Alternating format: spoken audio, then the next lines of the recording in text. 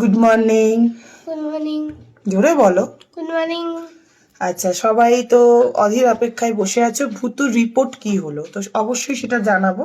তো তার আগে বলি, এই দেখতেই পাচ্ছ সকাল সকাল একদম উঠিয়ে ভূতুকে স্নান করিয়ে নিয়েছি। কারণ ভূতুকে দুটো টেস্ট এখনো করতে হবে, একটা হচ্ছে এমআরআই আর একটা হচ্ছে ইইজি, ব্রেনের ইইজিটা করতে হবে। তো ওই রিপোর্টটা করার আগে চুলটাকে শ্যাম্পু করে যেতে হয়, এটা আশা করি অনেকেই জানে। তো সেই জন্য সকাল সকাল উঠে ওকে আগে শ্যাম্পু ট্যাম্পুগুলো করিয়ে নিয়েছি। আমি সকাল থেকে আপডেট দিতে পারিনি। কালকে আমাকে অনেকে ফোন করেছে, অনেকে মেসেজ করেছে, আমি কিছুই বলতে পারিনি। ভূতুর রিপোর্টটা আমি পেয়েছি অনেক রাতে, বাড়ি আসতে প্রায় আমার 11টা বেজে গেছে। তো সেই কারণে আমি কিছু আপডেট দিতে পারিনি। তো ভূতুর হচ্ছে এইটা ইকোকার্ডিওগ্রামের রিপোর্ট। তো ভূতুর এই রিপোর্টের মধ্যে ভূতুর হার্টের অবস্থাটা ঠিক আছে, কোনো সমস্যা নেই, ইটস ওকে, সবই নর্মাল। তো এই যে সবই, আচ্ছা এটা তো দেখা যাবে না, যাই হোক সবই নর্মাল, এটা রিপোর্ট ঠিক আছে। আর এটা হচ্ছে ভূতুর প্লেট, দাঁড়াও, এটা হচ্ছে ভূতুর প্লেট। তো যাই হোক, এটা তো এইভাবে দেখাতে পারবো না, বা আশা করি কেউ বুঝতেও পারবে না। তো যাই হোক, তো এটা হচ্ছে ভূতুর ইকোকার্ডিওগ্রাফের রিপোর্ট। তো এখন ভূতুর একটাই মেন সমস্যা হচ্ছে ভূতুর যে অ্যাজমাটা, যেটা বলে বাংলা ভাষায় হাঁপানি অ্যাজমা, সেটা হচ্ছে হাই লেভেল হয়ে গেছে, ঠিক আছে। সেই জন্য লাঞ্চের যে পরিস্থিতি সেটা খুবই খারাপ, ঠিক আছে। সেটার জন্য ডক্টর একটা কথাই আমাদেরকে বলছেন যে ওর শরীরে এমনি অক্সিজেনের পরিমাণটা খুবই কম, যেহেতু নিঃশ্বাসটা বুঝতেই পারছে যে আমার পাশে বসে এখনো ফোঁস করছে। তো এখনই এক্ষুনি চুলটাও শুকিয়ে দিতে হবে। তো যাই হোক, ওকে অনেক সাবধানে রাখতে হবে। তো ডক্টরের একটাই কথা যে আপনাকে খুব খুব খুব সাবধানে রাখতে হবে। ধুলো বালি যেটা হয় সবাই জানো, যেটা মানে সবার ক্ষেত্রে যদি 10% হয়, ভূতুর ক্ষেত্রে 200% সাবধানে থাকতে হবে। ইভেন যেটা জন্মাষ্টমীর দিন হয়েছিল, ওকে আমি রাত্রিবেলা আমাকে হসপিটালে নিয়ে যেতে হয়েছিল। কেন দেখছেন ওর খুব কষ্ট হচ্ছে, মানে সবে শুরু হয়েছে হাঁপানি, আপনি বাড়িতে রাখবেন না, ওকে কাছাকাছি কোনো হসপিটাল বা কোথাও অ্যাডমিট করে দেবেন।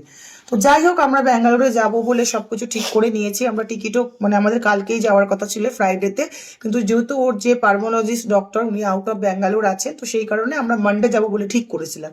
কিন্তু এখন ওর যা পরিস্থিতি, এখনই ওকে মানে ফ্লাইটে যাওয়া যাবে না। ফ্লাইটে যেতে হলে ওকে ফিট টু ফ্লাই সার্টিফিকেট যতক্ষণ ডক্টর না দেবে ও ফ্লাইটে ট্রাভেল করতে পারবে না। তো সেই কারণে ওকে এই মুহূর্তে নিয়ে যাওয়া যাবে না। তাই আমরা এখন কলকাতার মধ্যে যেমন অ্যাপেলো, ফর্টিস, অনেক জায়গা, পিয়ারলেস, অনেক ডক্টর আমরা যোগাযোগ পেয়েছি।